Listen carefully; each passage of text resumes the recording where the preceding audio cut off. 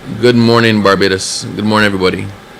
As of 5 a.m. this morning, the Met Office has indicated that it has dropped the tropical storm warning. The tropical storm warning is no longer in effect for Barbados. So that is very, very good news. It was a long night. It was a rough night. Many of you would have experienced some pretty severe weather, ranging from torrential downpours to very, very high winds. We have some reports of damage. Luckily, we've had no reports of loss of life or no reports of injuries to persons. You'll get a report on the damage very, very shortly. Also, what is happening with the schools. That's been a priority for us. What I want to emphasize from the outset, the fact that the storm warning is no longer in effect does not mean that the all clear has been given. The all clear has not been given. Persons are not allowed on the roads until the all clear has been given. Right now, the essential services and emergency services are about to leave to go and do their assessments. We have to make sure that there are no live wires on the ground that can electrocute somebody. We have to assess the areas where trees have fallen on blocked roads to ensure the clearance of those roads. We have to be able to assess the reports of damage or persons who might be in difficulty. This is the time for the emergency services to have access to the roadways of Barbados unimpeded to do their work so that Barbados can return to a state of normalcy as soon as possible. The all clear has not been given. I'm now going to turn you over to the head, effectively, of the NUSC. Good morning, Barbados. I just want to follow on from Minister Abrams. I am Acting Senior Superintendent Rodney Archer, and I want to re-emphasize that though you may be hearing vehicles traversing the highways, that is not an indication that it is safe for you to go on the road.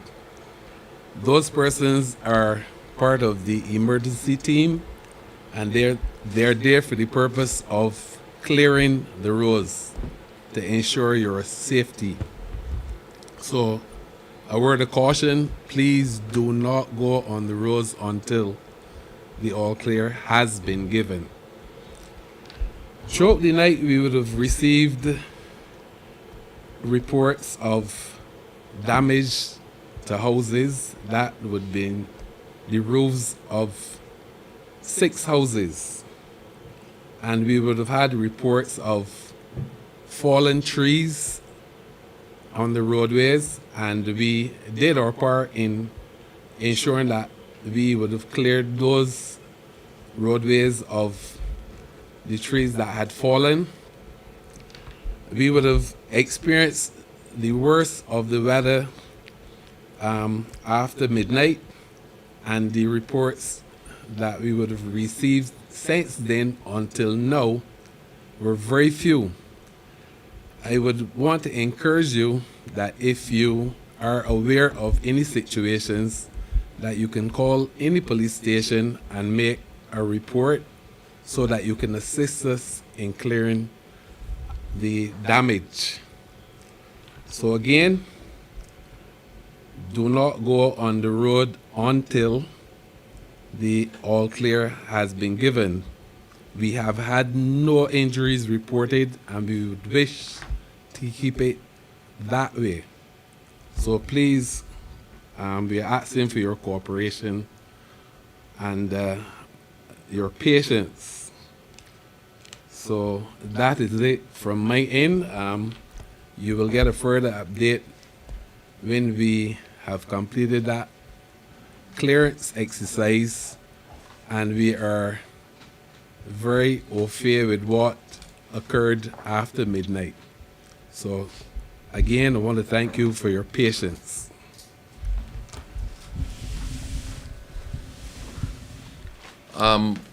As most of Barbados is aware, one of the challenges we had and one of the factors that we had and that fact is being shared with our neighbors in St. Vincent and St. Lucia, is the issue of the communication studies exam, CAPE exam.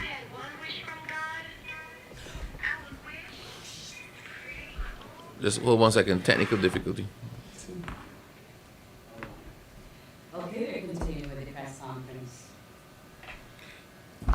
One of the issues the concerns that we've had, has occupied a lot of our times, is the issue of the communication studies exam this morning. It is important for reasons that the Chief Education Officer will probably tell you, but we have put a number of things in place to ensure that the students are able to take the exam this morning. I'm now going to turn you over to the Chief Education Officer so that she can give an update on that. Thank you, Minister. Good morning, Barbados. This morning, we made the decision that once the all clear has been given, that students who are scheduled to write the Communication Studies CAPE exam should begin to make their way to the respective centers. Now, we understand that there will be some time in order to plan between the all clear and when the examination is scheduled to start. As such, we have made the decision that the Communication Studies exam will begin at 9:30 a.m. We also want to make it clear that the decision to allow only those students who are writing the exam came about because we do not want all children on the road competing for transportation. We want to make sure that those children who are writing the exam can get to the exam in a timely manner. The Communication Studies exam is one that occurs only at this time across the region. So across the region, it's scheduled for the morning period between 9 and 10:30, but Barbados has been given the flexibility to begin the exam at 9:30 a.m. to accommodate our students.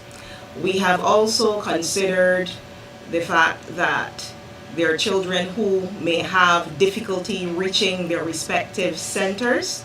As a result, we have said that those children can go to the centers closest to them. For example, if a child is supposed to write the exam at the Lodge School and he or she finds himself in Bridgetown close to 8:45, that child can go to Harrison College and that child will be accommodated. So we have made sure that we have put a number of plans in place to accommodate our children because we understand the importance of that Communication Studies CAPE examination. Thank you. Thank you. With us as well, and forgive me for not announcing earlier, but with us as well is the acting Prime Minister of Barbados, who was hands-on in NUOC, spent the night with us, and pretty much took charge of things down here. And we're just going to ask her, please, to update on the other matters that were considered and the other things that are ongoing at this point in time.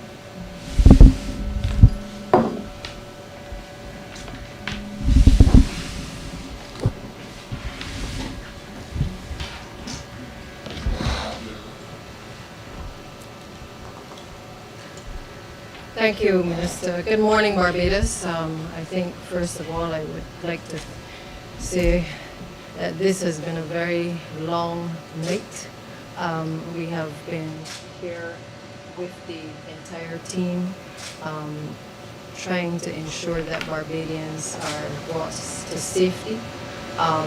As you would have heard, we've been obviously at this for a while, trying to ensure that the right decisions have been made in the interest of the people of this country.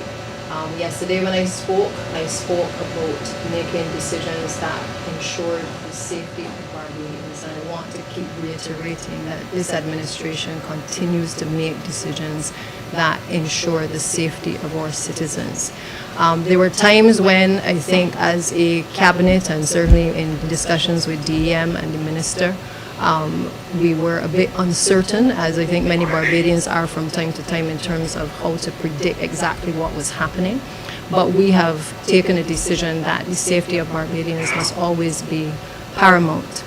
In so doing, I want to say a thank you to the meteorological department, the Met Office, in particular Mr. Sabu Bess. For the most part, all of the predictions that Mr. Bess have made from the beginning of this journey when this system first originated until tonight in terms of giving us guidance have been on point. I don't know that there's anybody who enjoys this period more than him. But I think it is more than an enjoyment. It is also providing all of us with a better understanding of these weather systems. And I say that with all sincerity because I do feel that perhaps over the last few years, we have not really fully understood what these systems can do. We don't understand fully sometimes how to properly prepare, even though sometimes Barbadians ignore the messages.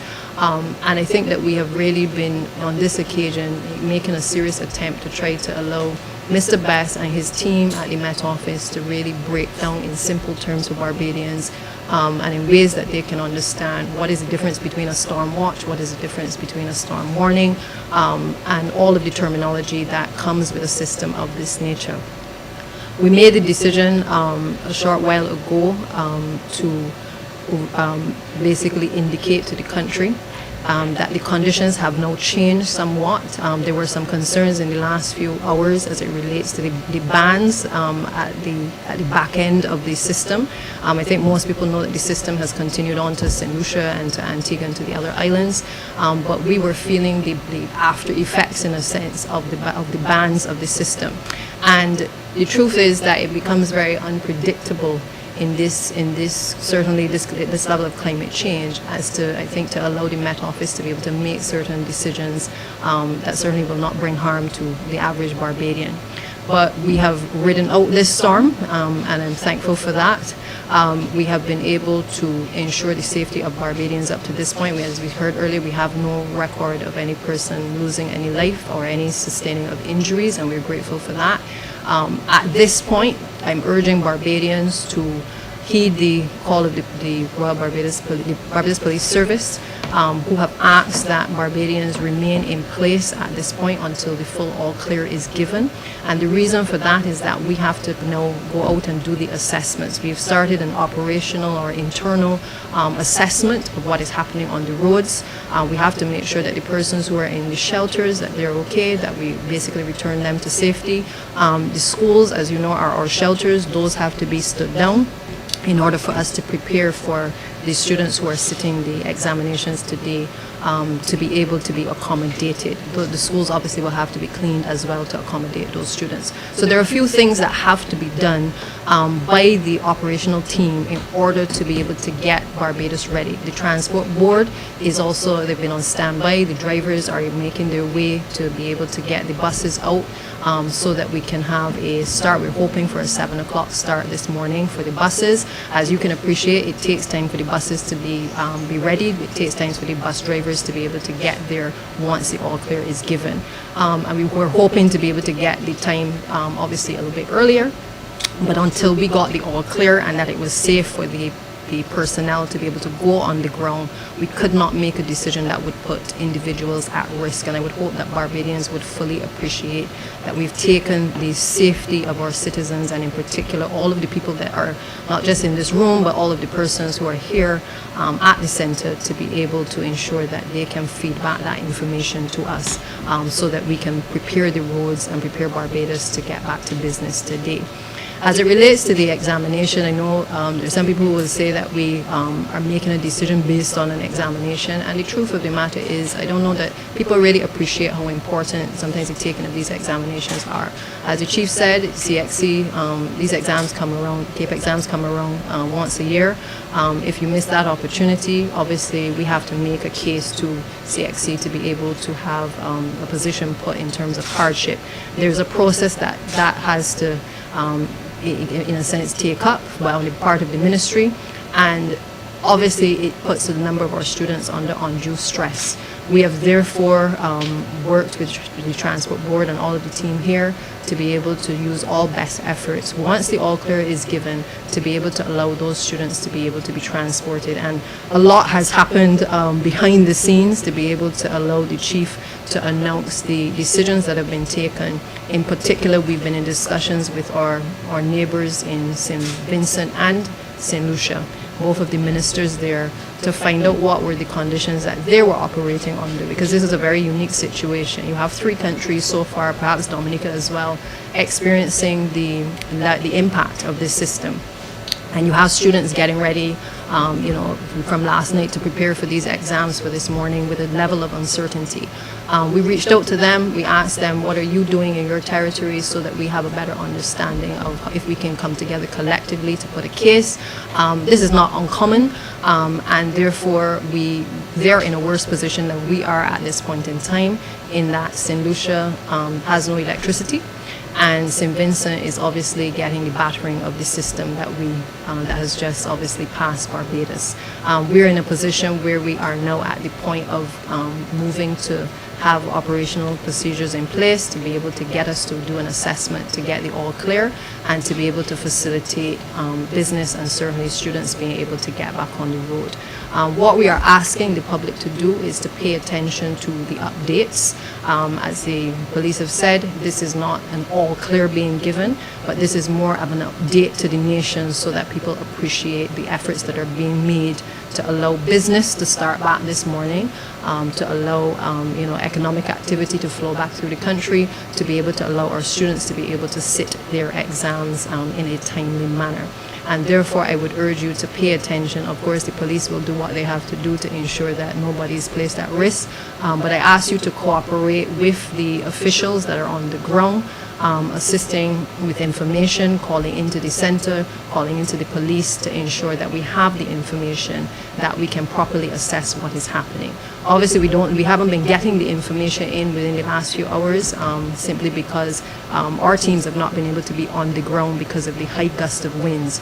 And I want to make the point that one of the reasons that we continued the warning was simply because we weren't getting storm gusts, but we were getting very close to storm force winds, and as a consequence, many of us would have been faced, as we were either at home or making our way to the shelters and going about our business, would have experienced obviously significantly high winds, which can obviously do a lot of damage.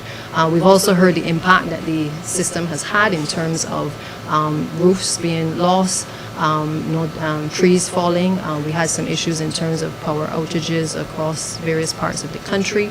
Barbados Light and Power has been working assiduously through the night to be able to get back the restoration of power to households, and that will continue obviously as they go now to do their assessments. We don't want a situation where persons are put at danger because a pole has fallen and the wires are exposed, and particularly because the gusts were so high, we do not know what to expect on the ground. And I want to make the point that you have to take the warnings that we are giving seriously, because until we are in a position to properly assess, then you need not be on the ground unless you are part of the operational teams that need to do the assessments. So I really want, all in all, to thank Barbadians, because I think for the most part Barbadians have been compliant.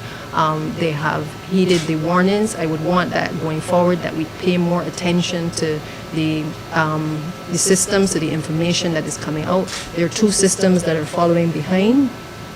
The updates will come on those. We felt that we needed to focus first and foremost on this particular system that was impacting the island, but there are other systems that are coming. So even though we can say on this occasion, and we can joke that God seems to be a Bajan yet again, the truth of the matter is that he may at some point in time give us a lash, and we therefore have to continue to be prepared for any eventuality. I want to take this opportunity to thank the entire team here. Our minister has led the charge here, even when I was not here earlier in the evening. He's had his rest, I have not. So if I'm a bit tired, that may explain. But to say that I have seen a level of commitment from all of our officers across the various ministries. Some of the officers here have not even slept. but they have been working in the interest of the people of this country to ensure that we get people to safety. And so again, I urge you to stay tuned to the further updates that will come in relation to when the all clear is given later this morning. Thank you.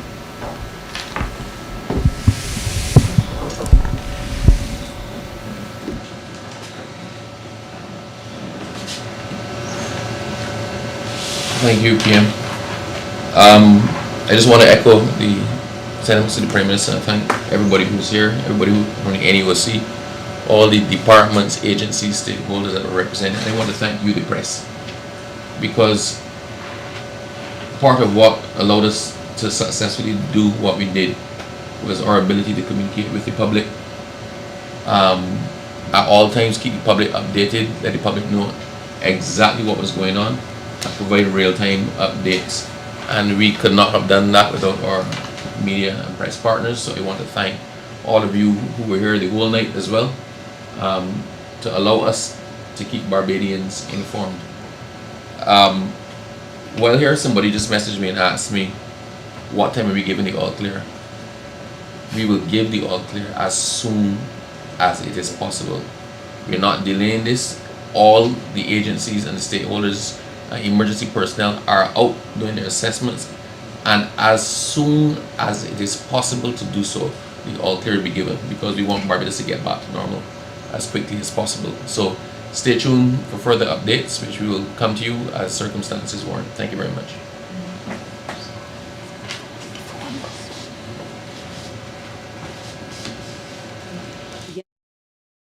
As the Minister of